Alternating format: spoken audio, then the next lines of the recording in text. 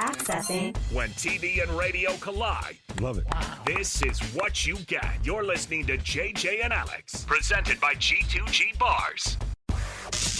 Don't touch that dial! On 97.5, the KSL Sports Zone.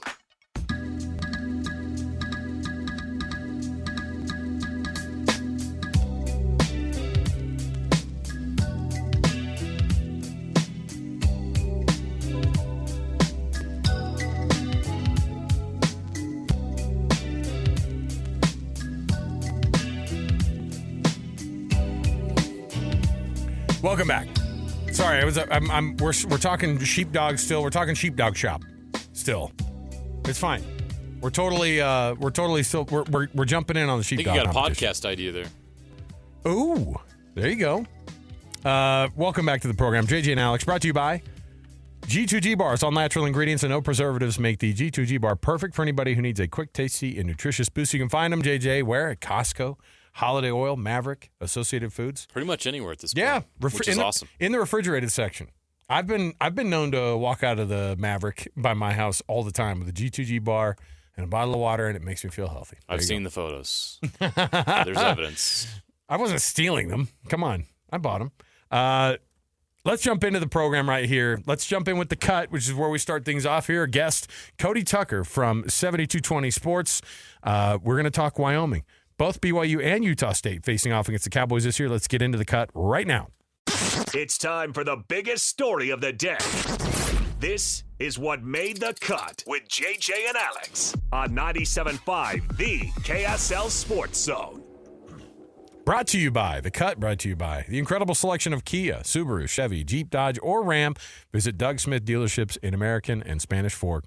Great service starts with know-how, and nobody knows like Doug. Cody Tucker joining us. 7220 Sports covers the Wyoming Cowboys. What's going on, Cody? Oh, just enjoying life in Wyoming, fellas. The sun's finally out, and the weather's finally warming up, and should be summer for about the next 2 weeks, and then football season. Yeah, exactly. The question is, how fast is the wind whipping right now? That's what I want. I'm looking out the back window right now. It's at about 30 knots. So there you go. Okay, that's about average. Sounds good. All right. Well, Cody, we love these when we can double dip on an opponent preview post spring.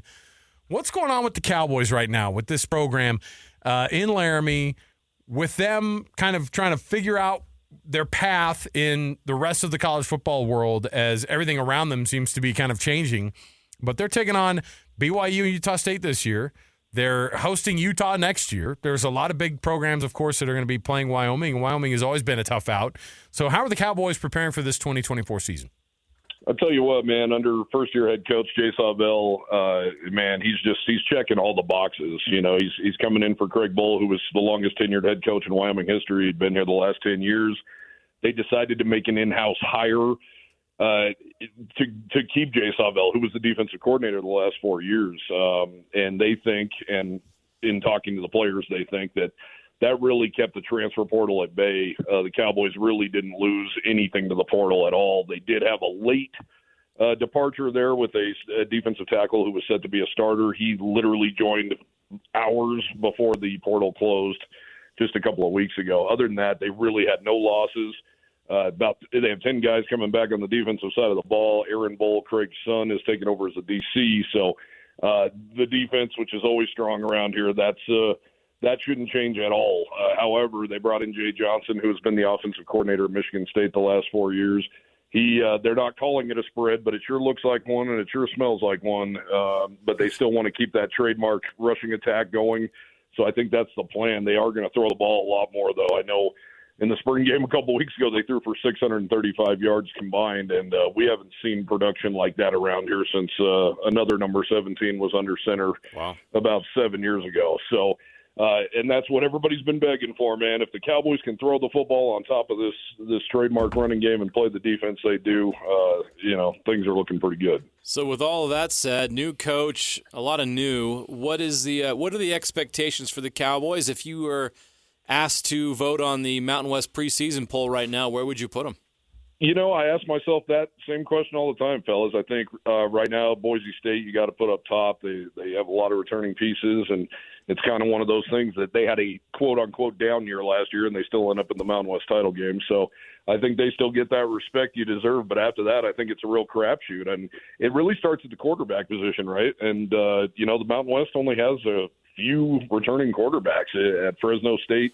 Colorado State and Hawaii, I believe, are the only ones with returning quarterback. And as you guys know, up there in Logan, they've had a hell of a deal there with quarterbacks. So, it really starts there. And, it's all about Evan Swoboda, the Cowboys' first-year starter, who also started his career at Snow College there in Utah. If he can be the guy that everybody expects him to be, you got to believe the running game's there. You got to believe the defense is there. The returners are there. Everybody's bought into Jay Sawvel. I think you can put Wyoming anywhere from really 2 to maybe 5. I mean, you got Air Force always gets the respect they deserve. Fresno State's always tough. CSU does have a returning quarterback, and they have not really taken off yet under Jay Norvell, and you wonder if they're not going to do it this year, when's that going to happen? So I'd be very comfortable anywhere basically between 2 and 4, 2, 4, 2, 5, something like that. As you kind of get the temperature of what it's like there in Laramie for these, I mean, you're a brand new coach in a place in a brand new city, and you're trying to figure it out. But on top of all of it, it's not just recruiting, but you're having to deal with what NIL looks like at the G5 level and at the Mountain West level and in Laramie. How is there a collective there? I'm assuming they would have one. I'm assuming that there would be talk about that. But how do they compete, and how do they treat the NIL situation there in Laramie? So the NIL, they do One YO Collective, just started probably a year ago around this time. It was, they were kind of late to the party, admittedly so. They're really on it now. In fact, they hired one of my colleagues from the Casper Star-Tribune to become their in-house beat writer, to more put out the stories of these guys, the feel-good stuff that'll make you maybe want to reach in your pocket. I think, right early on, Wyoming's old school. It's the least populated state in the country. I think a lot of people have the thought that, hey, man, these kids go to school for free, they eat for free, they live for free, they're getting an education. I'm not paying them a dime. However, on the flip side, when you win and things are good, which is really Wyoming's coming off a 9-win season, they hired their defensive coordinator. He's very familiar. The players love him. He's a player's coach, which arguably Craig Bohl was not. He was more the CEO type. He's doing all the right things. They're putting stuff out on social media like crazy, which is something Craig Bohl absolutely detested. And Wyoming basketball, in fact, just had their basketball hire last week, Sundance Wicks. He is an absolute player's coach, absolute social media guy. I think they're really trying to make a move there. And I think where Wyoming can really benefit, fellas, is we have one 4-year university in this entire state. There's not fans of others in this state. You're a Wyoming Cowboys fan, whether it's a little bit or a hell of a lot. So you really got to take advantage of that. And there is money in this state. I know, Energy, Gillette, for instance, where the new basketball coach is from, it's the energy capital of the United States of America. I mean, the biggest coal mines in the country are up there. So you got to hopefully get some scratch out of that, and hopefully get people to buy into the NIL, because the Cowboy Joe Club is the biggest booster club in the Mountain West Conference, and people want to give to that, but I think people are slow to come around to actually putting money in kids' pockets and paying for players. I am from Wyoming. I grew up in Star Valley, Wyoming, and I'm also old enough to remember when BYU and Wyoming was a rivalry. I know how heated that was up in Wyoming and how much they wanted to play and beat BYU. So with that all said, how excited are Wyoming fans to have BYU come to Laramie this fall? Well, I tell you, I grew up in Cheyenne, too. I'm a Wyoming native through and through. Grew up a humongous Wyoming fan. Grew up hating BYU about more than anything in this world outside of Colorado State University. So I would say to you guys, the hate is very real. And I think also the excitement's extra this year because, let's be real, this is probably the last time BYU will ever play in Laramie, Wyoming. And good for BYU to keep this game. I mean, they could have very easily, in my opinion, got out of this game and figured something else out. They didn't. Kudos to Utah, too. Don't ever tell anybody I give kudos to BYU or Utah, but kudos to Utah, too, for coming next year. They certainly could have bought that out and not came to Laramie. So I think people are really excited. The best word I can come up with, guys, and you being from Star Valley, I mean, venom, man. There's going to be some venom in that game. Yep. It's going to be sold out. The hatred for BYU is absolutely real. and there's a number of reasons for it. And it's been too long since we've seen them on this side of the border. So excited for that game. I think it's going to be sold out early, and it's going to be pretty wild to see that Y in the stadium again. I must admit. Well, there's an athletic director and all the people and the head coach who are very familiar with. It's not like they're coming in there going, Wyoming, where is that? Nope, they know exactly where it is. They know the history. They know the history. They played in that game. They know, and so getting out of that game, I feel like they knew that there'd be probably some vitriol associated with it. And I'll tell you, there's no love lost even with some of those guys who played in the old WAC days against Wyoming in those years, and so. It people remember, and so I think it's one of those things too where I go, I am glad. First of all, BYU's going out there. Utah's going to go out there. I mean, it's a really fun thing to look at and to kind of consider. And for those of us who followed it and know that it is and it has that past, that makes the game more fun. That's all we want every week, or storylines anyway, Cody.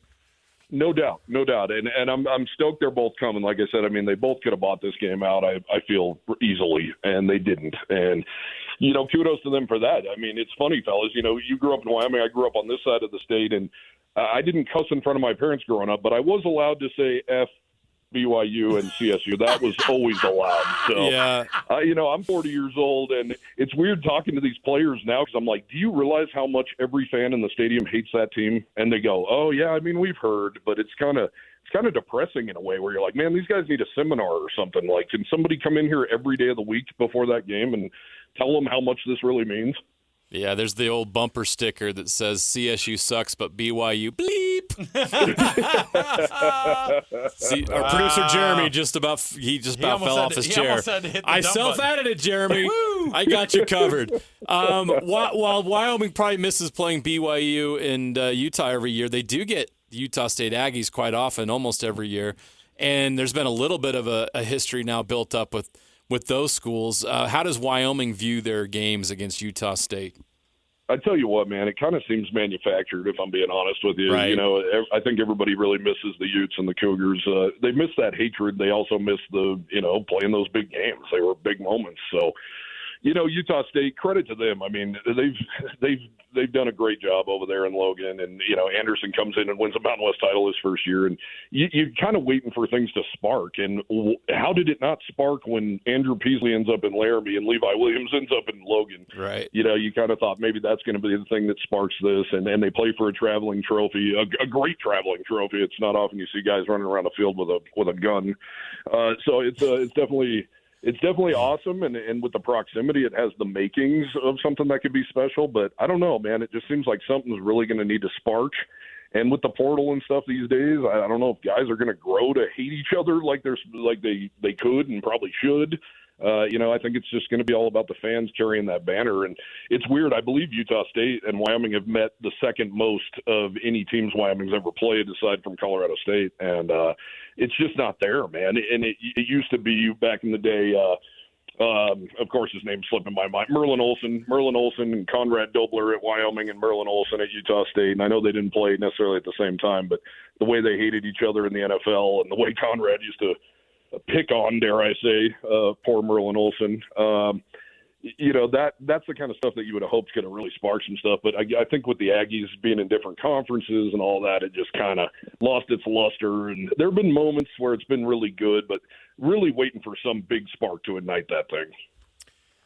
Well, as we kind of watch this thing shape up, and as we watch these rivalries get kind of renewed, at least for a temporary spot of time, what does the landscape of college football look like for a team like Wyoming as things go forward and whatever it turns into, super conferences, et cetera? I mean, even here in the state of Utah, we look around and go, okay, hopefully the big teams aren't left out. Where does Wyoming sit with that, and fans sit with the idea of college football moving in a super conference direction? I've kind of beat the drum, fellas, for a minute about why don't you start your own thing? Start your own thing, have your own playoff system, but don't completely divorce yourself from the big boys. You still want that game against BYU. Wyoming's opening the season at Arizona State. You've heard Nick Saban in the past talk about, hey, when we play Furman, in the third to last week of the season, we love playing that game because, for one, he will never admit it. They need the break and they need to take a blow in the middle of SEC play. But also that $2 million we give Furman, we know that pays for their entire, athletic department for another year. And these big schools, I don't ever want that marriage to be completely snapped, because I still think the best team in the G5, so-called G5, should still have a seat at the table and get in the dance. But we saw what Utah did when they got their opportunity. Boise State, even Hawaii. The list goes on a little bit here, but I would love that, but I'd also love to have your own playoff system. And tell me like a TV station's not going to jump at that and throw money at a G5 playoff. I just don't want it to be completely separated. And to be honest with you, my shortest answer on this is, as long as Wyoming and Colorado State are hip and hip, I don't care where we end up. To be brutally honest with you, as long as Colorado State is with us and Wyoming is playing Colorado State every year as a conference opponents, that's really my thoughts on it. Wow, that's cool. Last one I had for you was just, who are some of the players to watch for Wyoming this season, for BYU and Utah State fans to prepare for? Who are the guys that are going to stand out for Wyoming, and if they're going to have any success, it's going to be on their back? I'll tell you, there's a tight end named John Michael Gillenborg that has just he burst on the scene last year. He only played 3 high school football games, and before that, the last time he played a competitive football game was with flags around his waist. So he was really a hidden gem that Craig Bohl found a couple of years ago. He's 6'5", 245-pound tight end. He looks like some guys that have been roaming around in Provo, the Dennis Pitta types and Chad Lewis types. He kind of looks like that kind of guy. And apparently, the defenders tell me he runs like a receiver, and he's the hardest guy they've ever covered in their life. So they're really excited about him. The new offensive coordinator said he better grow a third lung because he's going to be on the field that much. And he said, I'm really struggling to find out how we don't throw Gillenborg the ball just on about every play. And then, of course, Evan Swoboda, the quarterback, he got his feet wet a little bit last year. He actually had a wild spot start when they played number 3 Texas down in Austin. That game was a 10-10 tie going into the fourth quarter. Very composed, definitely a game manager that day. But, your first ever start in front of 103 or 104,000 people in Austin, Texas, that's pretty impressive. So excited to see what step he can make. And then Harrison Whaley, of course, he dealt with injuries last year, still almost rushed for 1,000 yards. They also picked up a new running back from North Carolina named DJ Jones they're excited about. DeWine McNeely tore his knee right before the season started last year. He's back. Some young wide receivers they're excited about. And then the defense just strong as ever, really. They're looking for a second corner. They really want a second corner to solidify himself. Other than that, all returning safeties. They did lose their leading tackler last year in Easton Gibbs, but we've seen around here that middle linebacker position just seems to be a revolving door of NFL guys. It's been 4 straight NFL guys now at that spot. So Chase Uenoa is making the move over there. He's been in the program for 5 years. So defensive ends, really seasoned, really, really fast, really long guys. So defensive tackles are all shorn up. So, really it's going to boil down to quarterback play and see if Evan Swoboda can be that guy. And, he wears number 17. He wanted that number. And I tell you what, guys, he looks a hell of a lot like Josh Allen, even a little bigger. And Coach Bohl used to say he can throw it to spots on the field that only Josh Allen could do. So we know he's got a big arm. So we'll see how the rest of it melds here coming up shortly. I feel like you got to be real careful throwing Josh Allen's name around in Laramie, making those comparisons. All right, very quickly here, Cody. Just as a personal note, I sit next to a kid from Wyoming every day that I do the show with, and he's wearing his Bronco gear. Is everybody from Wyoming, and especially since you're from Cheyenne, I feel like this is an automatic. You've got to be a Bronco fan too, then. I grew up a massive Broncos fan, but man, guys. They're making it hard. They're making it hard. It's been a rough 7 years. Let me just say that. I will say we pay a lot of attention to the Buffalo Bills now as well. No doubt about it. Yeah, Wyoming people definitely follow the pros for sure. There you go. All right. That was an informal poll that I take. Any person I meet from Wyoming, I go, "You a Broncos fan too?"